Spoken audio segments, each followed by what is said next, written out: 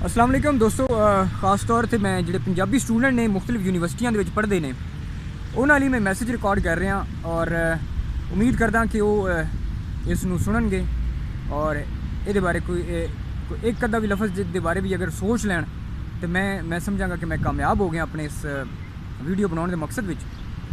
दोस्तों, national assembly दे विच एक पंजाब की वंड का मुजवजा बिल पेश किया गया है कि जिहदे तो बाद पंजाब नूं वंड दिता जाएगा मेजोरिटी के नाल जिन्होंने पास करवाया गया है। दोस्तों, तुसी पंजाबी हो, तुहाडे पेरेंट्स पंजाबी ने और ख़ास तौर पर मैं उन्हां पंजाबियां नूं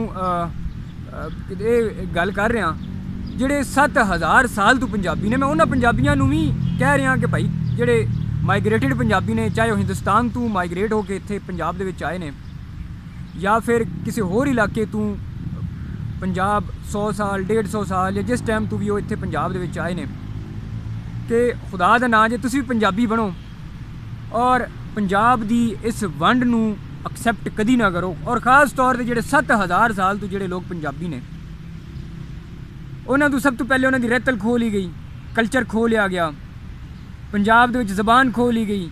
मुख्तलिफ इस तरह के भी स्कूल ने जिथे पंजाबी बोलण दे उत्ते स्टूडेंटां नूं स्कूलों कढ दिता गया। एक सोची समझी साजिश के तहत पंजाबियों नूं एक बुज़दिल कौम के तौर पर पेश किया गया और उन्होंने ये दसिया गया कि पंजाबी रिएक्ट नहीं करते, बुज़दिल लोग ने। और हालांकि अगर पंजाबियों की हिस्टरी तुसीं कड्ढो तो लग पता जाएगा कि पंजाबी बुज़दिल ने या पंजाबी बहादुर इस धरती माँ के पुत्र ने। मैं ज़्यादा डिटेल नहीं जावांगा, ये डिटेल तुसीं आप लभो, जिहड़े पंजाबी स्टूडेंट हो तुसीं आप लभो, तुसीं आपे इस चीज़ नूं सर्च करो। पोरस कौन सी, तुसीं सर्च करो। रणजीत सिंह कौन सी, हरी सिंह नलवा कौन सी, ये दुल्ला भट्टी कौन सी, राय अहमद खरल किदा नां सी। राय अहमद खरल नूं क्यों मारिया गया, दुल्ला भट्टी नूं क्यों मारिया गया, क्यों शहीद किया गया, भगत सिंह ने फांसी का फंदा क्यों चुम लिया सी। तुहानूं पता लग जाएगा कि पंजाबी जिहड़े ने बुज़दिल हुंदे ने या पंजाबी जिहड़े ने वो हुर्रियत पसंद हुंदे ने। ये जिहड़ा जलियांवाला बाग सी ये किहड़े इलाके च होया सी। पंजाबियों अपनी इस हिस्टरी नूं आप तुसीं खोजो। मुताला पाकिस्तान का डीक मार के जे बैठे हो, ठीक है, चंगी गल है, मैं नहीं कहना माड़ी गल है, लेकिन अपने हीरो आप लभो। जे अगर अपने हीरोआं नूं तुसीं पहचानना नहीं फिर तुसीं बुज़दिल हो, क्योंकि जिहड़े तुहाडे हीरो ने उन्हां बारे तो तुहानूं पता नहीं, तो फिर तुसीं किस तरह बहादुर हो सकते हो। तुहानूं ते दस्सिया जाएगा जिहड़ियां गैर पंजाबी कौमां ने उन्होंने अपने नाम ने हाथ बाज़ औकात हीरो जिहड़े ने वो तुहाडे भी हीरो बना दिते ने, ते तुहानूं पता ही नहीं कि तुहाडी अपनी धरती माँ दे विचों किहड़े पैदा होए ने। इत्थों इस मिट्टी दे विचों कौन पैदा होया जिन्हां ने दिफा किया इस मिट्टी का। हुण एक मुजवजा पंजाब की वंड का बिल पेश किया गया है नैशनल असैंबली दे विच और पंजाबियों नूं मिठा जहर दे के इस तरह उन्होंने ब्रेन वाशिंग की गई है कि उन्होंने इस गल की टेंशन ही कोई नहीं कि पंजाब अगर वंडिया जाता है तो ये नुकसान उन्हों का की हो सकता है और फायदा किहड़ा सूबा ऐसा है जिसका सब तो ज़्यादा जिहड़ा फायदा चुकेगा, जिन्होंने फायदा होएगा इस पंजाब की वंड का।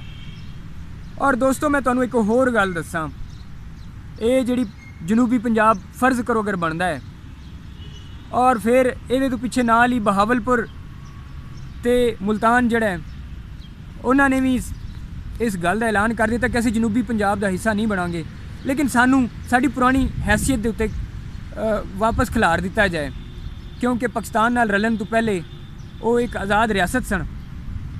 वो अगर जनूबी पंजाब अलग हो जाता है और फिर बहावलपुर ते मुल्तान तुहाडा अलग हो जाता है, उस तो पिछे फिर तुहाडा जिहड़ा इत्थे पटोहार का इलाका है इन्होंने सिर खिलार लेना है। उन्होंने कहना सानू भी अलग कर दो। मेरे भराओ, वसैल भी तुहाडे वंडे जाने ने। 5 दरियावां की वजह तो तुसीं पंजाबी हो, 5 दरिया ने तुहाडे कोल जिस वजह तो तुसीं पंजाबी हो। तुहाडे कोल एक दरिया या अद्धा दरिया रह जाएगा तो अल्लाह दे बंदिओ फिर की तुसीं पंजाबी रह जाना। फिर कम से कम तुसीं शायद चनाबी रह जाना, पंजाबी कम से कम नहीं रह जाना। अकल नूं हथ मारो, ठीक है, जो होना है, लेकिन कम से कम अपना नफ़ा नुकसान सोचो।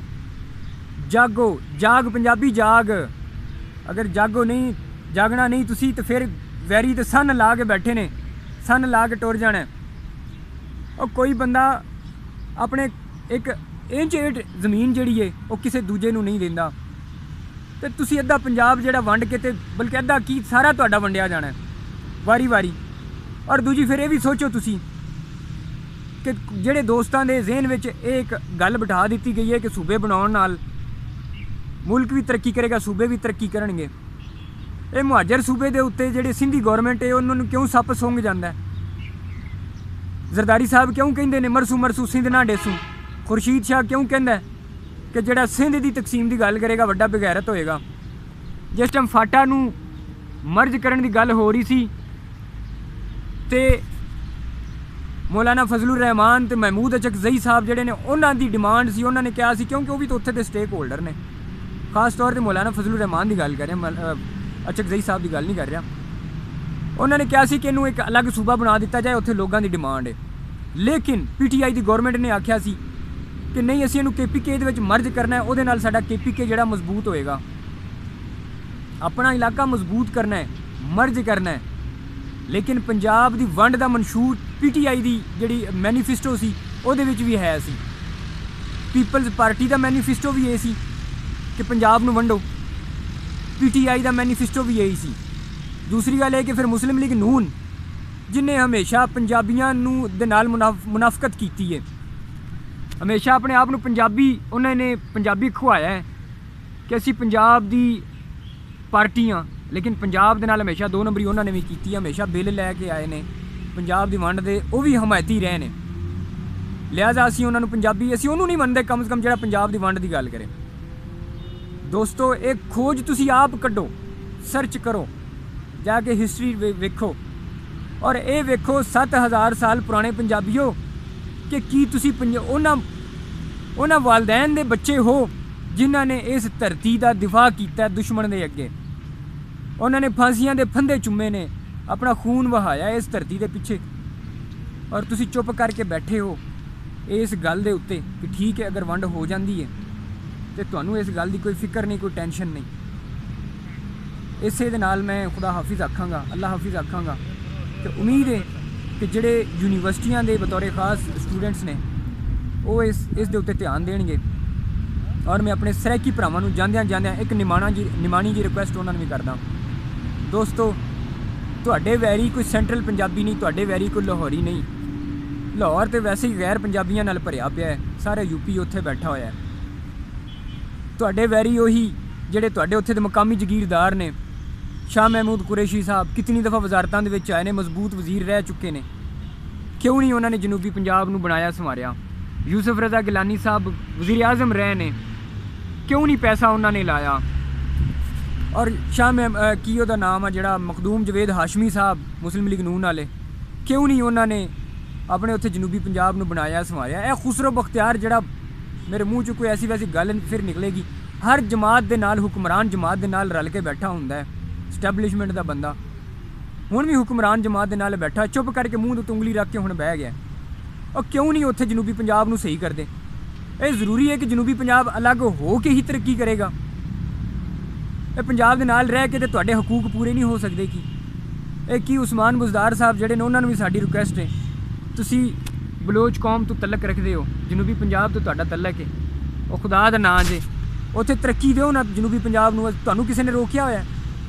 ਜਿਸ ਟਾਈਮ ਕਿਸੇ ਪੰਜਾਬੀ ਨੇ ਤੁਹਾਨੂੰ ਰੋਕਿਆ ਤਰੱਕੀ ਦੇਣ ਤੋਂ, ਹਕੂਕ ਦੇਣ ਤੋਂ, ਰਾਈਟਸ ਦੇਣ ਤੋਂ, ਫਿਰ ਤੁਸੀਂ ਕਹਿਣਾ ਕਿ ਨਹੀਂ ਜੀ ਅਸੀਂ ਪੰਜਾਬੀਆਂ ਦੇ ਨਾਲ ਨਹੀਂ ਰਹਿਣਾ, ਕਿਉਂਕਿ ਪੰਜਾਬੀ ਜਿਹੜੇ ਨੇ ਉਹ ਸਾਡਾ ਹੱਕ ਵੀ ਖਾਂਦੇ ਨੇ ਤੇ ਸਾਨੂੰ ਤਰੱਕੀ ਵੀ ਕਰਦਾ ਹੋਇਆ ਨਹੀਂ ਦੇਖ ਸਕਦੇ। ਦੋਸਤੋ, ਅਸੀਂ ਪੰਜਾਬ ਦੇ ਪੁੱਤਰ ਹਾਂ ਔਰ ਅਸੀਂ ਚਾਹੁੰਦੇ ਹਾਂ ਕਿ ਪੰਜਾਬ ਪੂਰੇ ਦਾ ਪੂਰਾ ਜੜ ਤੋਂ ਲੈ ਕੇ ਉਹਦੀਆਂ ਜਿੱਥੇ ਤੱਕ ਸ਼ਾਖਾਂ ਜਾਂਦੀਆਂ ਨੇ ਹਰ ਜਗ੍ਹਾ ਤੇ ਪੰਜਾਬ ਤਰੱਕੀ ਕਰੇ। ਅਸੀਂ ਪੰਜਾਬ ਦੇ ਹੱਕ ਵਿੱਚ ਹਾਂ ਤੇ ਹਰ ਪੰਜਾਬੀ ਦੇ ਹੱਕ ਵਿੱਚ ਹਾਂ। ਪੰਜਾਬੀ ਬਣੋ ਔਰ ਦੂਸਰੇ ਗੈਰਾਂ ਦੇ ਆਖੇ ਨਾ ਲੱਗੋ। ਇਹ ਜਿਹੜੇ ਗੈਰ ਨੇ ਸਾਡੇ ਨਹੀਂ, ਇਹ ਜਿਹੜੇ ਬਾਹਰ ਬੈਠੇ ਨੇ ਨਾ, ਜਿਹੜੇ ਮੁਖਤਲਿਫ ਪੈਗਾਮਾਤ ਦੇ ਰਹੇ ਨੇ, ਇਹ ਉਹਨਾਂ ਦੇ ਇਲਾਕਿਆਂ ਨੂੰ ਵੇਖੋ ਨਾ। ਅਗਰ ਸਿੰਧ ਤੁਸੀਂ ਵੇਖਦੇ ਹੋ ਤਾਂ ਸਿੰਧ ਵਿੱਚ ਕਿਹੜੀ ਤਰੱਕੀ ਹੈ? ਜਿਹੜੇ ਉਹਨਾਂ ਦੇ ਸਰਾਇਕੀ ਇਲਾਕੇ ਨੇ, ਕੀ ਸਾਡੇ ਪੰਜਾਬ ਦੇ ਸਰਾਇਕੀ ਇਲਾਕਿਆਂ ਨਾਲੋਂ ਜ਼ਿਆਦਾ ਤਰੱਕੀ ਯਾਫਤਾ ਨੇ? ਜਾਂ ਫਿਰ ਕੁਝ ਲੋਕ ਕਹਿੰਦੇ ਨੇ ਕਿ ਜਨੂਬੀ ਪੰਜਾਬ ਲਾਹੌਰ ਤੋਂ ਬਹੁਤ ਦੂਰ ਹੈ, ਇਹ ਡੇਰਾ ਇਸਮਾਈਲ ਖਾਨ ਜਿਹੜਾ ਪਿਸ਼ੌਰ ਤੋਂ ਕਿਤਨਾ ਦੂਰ ਹੈ। ਦੋਸਤੋ, ਹਰ ਗੱਲ ਦਾ ਮਨਫੀ ਤਰੀਕੇ ਨਾਲ ਹੱਲ ਨਹੀਂ ਨਿਕਲਦਾ। ਬਹੁਤ ਸਾਰੀਆਂ ਚੀਜ਼ਾਂ ਦੇ ਉੱਤੇ ਪੋਜ਼ਿਟਿਵ ਤਰੀਕੇ ਨਾਲ ਰਲ ਮਿਲ ਕੇ ਬਹਿ ਕੇ ਉਸ ਦਾ ਹੱਲ ਕੱਢਿਆ ਜਾਣਾ ਚਾਹੀਦਾ ਹੈ। ਇਸ ਦੇ ਨਾਲ ਹੀ ਅੱਲਾਹ ਸੋਹਣੇ ਦੇ ਹਵਾਲੇ, ਔਰ ਪਲੀਜ਼ ਨਫ਼ਰਤ ਦੀਆਂ ਇਹ ਜਿਹੜੀਆਂ ਬੀਜ ਬੋਏ ਜਾ ਰਹੇ ਨੇ ਇਹ ਨਾ ਬੋਏ ਜਾਣ। ਇਹਨਾਂ ਦੇ ਜਿਹੜੇ ਦਰਖਤ ਨਿਕਲਣਗੇ ਜਿਸ ਟਾਈਮ ਉਹਨਾਂ ਤਨਾਵਰ ਦਰਖਤ ਬਣਨਾ ਹੈ, ਬੜਾ ਨੁਕਸਾਨ ਹੋਏਗਾ। ਅੱਲਾਹ ਸੋਹਣੇ ਦੇ ਹਵਾਲੇ।